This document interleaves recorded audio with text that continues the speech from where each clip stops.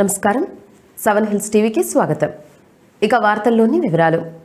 ఈ నెల 11వ తేదీ నుండి 17వ తేదీ వరకు ఏర్పేడు మండలంలోని శ్రీ పరశురామేశ్వర స్వామి ఆలయంలో వార్షిక మహాశివరాత్రి బ్రహ్మోత్సవాలు నిర్వహిస్తున్నట్లు ఆలయ చైర్మన్ బత్తెల గిరినాయుడు, కార్యనిర్వహణ అధికారి రామచంద్రారెడ్డి పేర్కొన్నారు. ఈ సందర్భంగా గిరినాయుడు మాట్లాడుతూ గ్రామదేవత ఏకారమ్మ తల్లికి సారి సమర్పించి ఆహ్వానించడం ఆనవాయితీగా వస్తోందని, ఇందులో భాగంగా కమిటీ సభ్యులు, ఉభయదారులు, గ్రామ పెద్దలు ఆలయం నుంచి ఆలయ సాంప్రదాయాలతో మంగళ వాయిద్యాల నడుమ సారను ఊరేగింపుగా తీసుకువెళ్లి ఏకారమ్మ ఆలయానికి చేరుకొని అమ్మవారికి విశేష అభిషేక పూజలు నిర్వహించారు.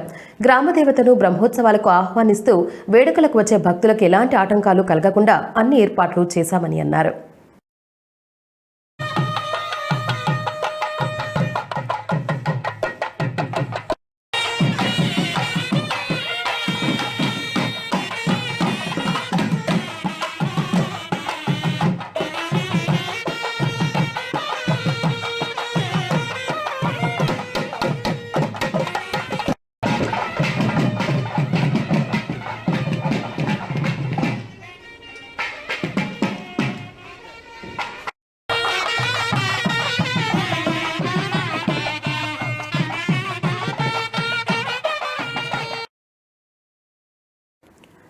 పరశురామేశ్వర ఆలయ శ్రీవారిని సినీ, రాజకీయ ప్రముఖులు పాల్గొని స్వామివారి ఆశీస్సులు అందుకున్నారు.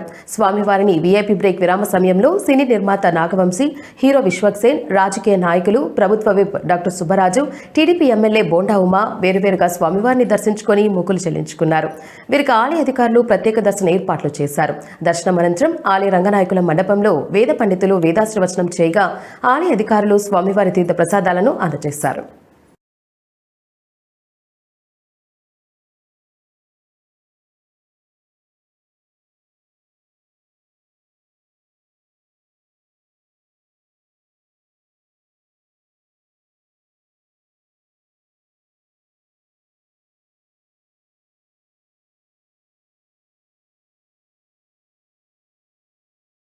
భారత చైతన్య యువజన పార్టీ ఆధ్వర్యంలో ఈ నెల 22వ తేదీ నాగార్జున యూనివర్సిటీ వద్ద జరిగే బీసీ సింహగర్జన కార్యక్రమాన్ని విజయవంతం చేయాలని బీసీవై పార్టీ పూతలపట్టు యువత అధ్యక్షుడు ఓంప్రకాష్ పేర్కొన్నారు.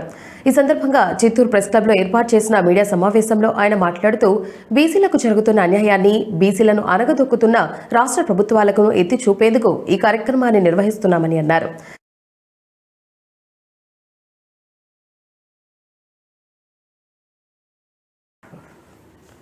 ప్రైవేట్ పాఠశాలల్లో 25% విద్యార్థులకు ఉచిత సీట్లు కేటాయించేందుకు ఆన్లైన్ దరఖాస్తులు చేసుకోవాలని సమగ్ర శిక్ష additional project coordinator Madipatla Venkataramana పేర్కొన్నారు. ఈ సందర్భంగా చిత్తూరు ఏపీసీ కార్యాలయంలో నిర్వహించిన మీడియా సమావేశంలో ఆయన మాట్లాడుతూ రాష్ట్ర ప్రభుత్వం ఆదేశాల మేరకు 2026-27 విద్యా సంవత్సరానికి చిత్తూరు జిల్లాలోని అన్ని ప్రైవేట్ పాఠశాలలో 1వ తరగతిలో ఆర్టీఈ చట్టం 25% ఉచిత సీట్లు ప్రవేశాల కోసం ఫిబ్రవరి 20 నుంచి మార్చి 10 వరకు సిఎస్సి కేంద్రాలు లేదా సిఎస్పి ఏపీజీఓఈ ఇన్ వెబ్సైట్ ద్వారా ఆన్లైన్ నమోదు చేసుకోవాలని అన్నారు. అలాగే టోల్ ఫ్రీ నంబర్ 1800825899 ద్వారా సమాచారం పొందవచ్చునని అన్నారు. దరఖాస్తు సమయంలో ration card, MGANR, EGS job card, Aadhaar card, విద్యుత్ బిల్లు, రెంట్ అగ్రిమెంట్ వంటి చిరునామా ధృవీకరణ పత్రాలు, అలాగే వయసు ధృవీకరణ పత్రం తప్పనిసరిగా పొందుపరచాలని అన్నారు. మనం సమగ్ర శిక్ష వైపు నుంచి నోటిఫికేషన్ విడుదల చేయడం జరిగింది. దీనిలో ఈ మంచి అవకాశాన్ని తల్లిదండ్రులందరూ కూడా ఉపయోగించుకోవాలని చెప్పి నేను మనస్ఫూర్తిగా కోరుకుంటున్నా. ఈ విద్యా సంవత్సరానికి సంబంధించి అంటే 2026-27కి సంబంధించి మన జిల్లాలో ఉన్నటువంటి అన్ని ప్రైవేటు, ఐసిఎస్సి, ఏ ప్రైవేట్ స్కూల్ అయినా కూడా దీంట్లో 1వ తరగతిలో ఉచిత నిర్బంధ విద్యలో భాగంగా ఈ ఆర్టీఏ 12(1)C కింద ఈ సీట్లు కేటాయించబడుతున్నాయి. దీనికి సంబంధించి మనము ఫిబ్రవరి 20 నుంచి మార్చి 10 వరకు విద్యార్థులు నమోదు చేసుకోవాల్సినటువంటి అవసరం ఉంటుంది. వెబ్సైట్లో అంటే csc.ap.gov.in అనేటటువంటి వెబ్సైట్ కింద పిల్లలు, పేరెంట్స్ అందరూ కూడా నమోదు చేసుకోవాల్సినటువంటి అవసరం ఉంటుంది.